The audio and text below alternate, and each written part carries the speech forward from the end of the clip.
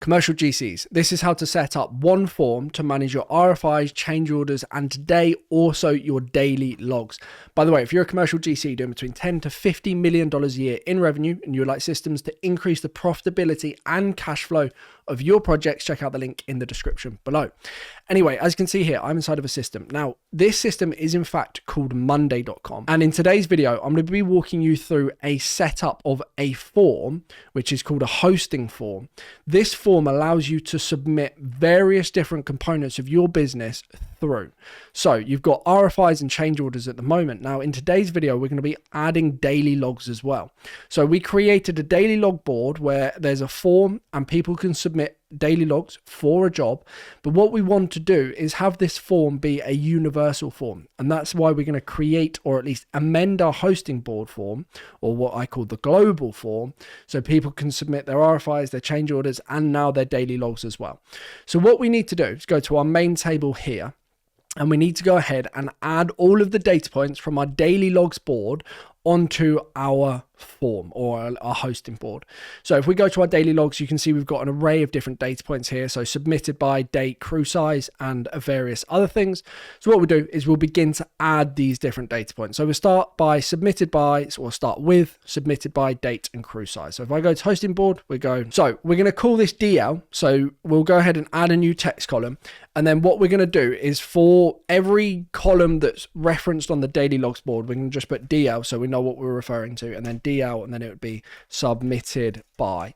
And then what we'll do is go again, in this case it'd be a numbers column, and it would be DL and then crew size, and then I just need to remind myself of the other data points, as I have already forgotten. So we've got date as well, so DL, date. So we go back across again, add a date column, and then this would be DL colon date. There we go. And then I can go ahead and hide the column summary, and then I'll just reposition this so it's in the same order that we have it on the daily logs board. And then we've got two long text options or columns here, so work performed and then equipment/material used. So we've got two long text, so it'd be work performed, so it'd be DL colon work performed, and then it would be again another long text column, and then this would be DL material/DL colon material. Oh, come on, spelling. And then equipment used. So let me just double check that we got that right so far. So it was work performed and then equipment/material used. We've then got weather conditions. So sunny, rainy, windy, snowy. So let's go ahead and add that. So it'd be DL again, and then weather conditions. So we'd add a status column here, and then it would be DL colon weather conditions, and then it would be sunny, rainy, windy, snowy, I think were our options if I recall correctly. So sunny, rainy, windy, and then snowy. And then I can go ahead and delete these two options here as they are not necessary. Cool. And then I'll just hide the column summary. Then I'm just going to double check that I've got that right. So daily logs, sunny, rainy, windy, snowy. Looks good to me. We then have delays/issues noted, which is a long text column. So I'll go back and we'll add another long text here. So it'd be DL colon delays/issues noted. Hit enter. And then daily logs, again, what else? We've got safety incidents, so major, so none, minor, major. So we need to add that. So it would be DL, again, so a status option, DL, and then safety issues, none, it would be, what was it? None, minor, and then I went red for major, I think. And then I think I had none. There we go. Cool. None, minor, major. I can get rid of this one. Delete, none, minor, major. Apply, and then we could go ahead and hide the column summary for that one. I think it was called safety issues. Let's just double check. Safety incidents. I need to change that. Then we've got photos/attachments. So we need to make sure we add that as well. So let me just change this. Incidents, and then it's add file, and then it was photos/attachment. So if someone's submitting on the daily logs form, I need to make sure I add DL there, actually. DL colon. Then they want to submit photos or anything, then that is also possible. And then finally we have inspection/QA notes, and that's just a long text column. So our final column is going to be long text here, and then DL, and then whatever it was. So DL colon, and then inspection/QA notes. So now we have all of the data points that's on our daily logs board that we made in another video on our hosting board. All we now need to do is just update our form so it then includes the data points that we need to map when the selection to submit a daily log is selected, so with some conditional logic. And then we need to set up the automation to automatically create a new record on our daily logs board. And then we might need to create the automation to automatically connect to our projects as well, although that might be sorted. So let's start with the hosting board and go to our form up the top here. And then what we want to do is actually, before we do that, we just need to add another submission type. So the status is, and I'll call this submission type. And then we currently got RFIs, change orders, and now we need to add daily logs, or daily log singular. Okay, and then we can go ahead and delete this and just press apply.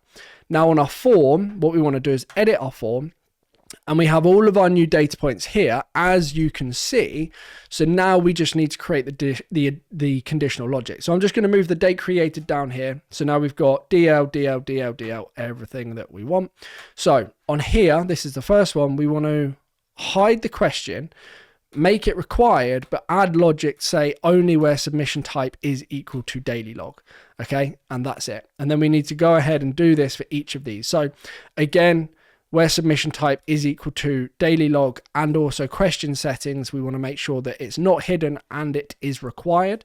And then we've got date, or crew size as well. So again, logic would be submission type is equal to daily log, and then the question settings being required and not hidden. And we're just going to unfortunately have to go through this for all of them. So again, work performed, daily log. So only if the submission type is daily log, and then unhide the question, make it required. And then question settings, the logic being that submission type is equal to daily log, then question settings, it is required again. Now the only one that I'm not going to make required is the photos/attachments. So we've got, again, weather conditions, submission type is equal to daily log, and then question settings being required here. And then delays/issues noted, logic being submission type is equal to daily log, question settings, it's very repetitive this, and then required as well. And then we have safety incidents. So again, logic, question settings, make it required, then logic where submission type is equal to daily log. And then we've got photos and attachments. Now on this one for logic, submission type is still equal to daily log, but the question settings is just going to be unhidden. It's not going to be required. Okay. And then inspection/QA notes, logic being where submission type is equal to daily log. And then of course this one is also going to be required. Now you can make photos and attachments required if you want to. I'm not going to do it for the sake of this video because then I'd have to upload something. But hopefully you get the idea. So now the next thing we want to do is just change the naming on our form. All I would do is just get rid of the DL bit. Okay, so it's not going to update the name of the columns. It's just going to update the name of the questions. So DL, get rid of that. DL, get rid of that. Should have done this when I was doing everything else, to be honest with you. Oh well. There's so many. So many.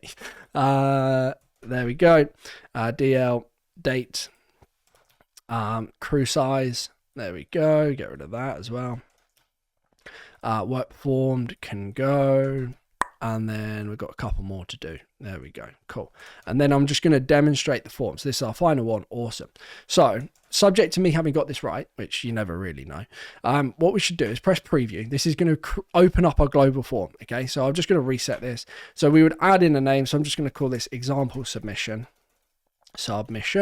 and then we would have the project reference number. Now of course, in order to submit a RFI, change order, a daily log, you always must have the project reference number.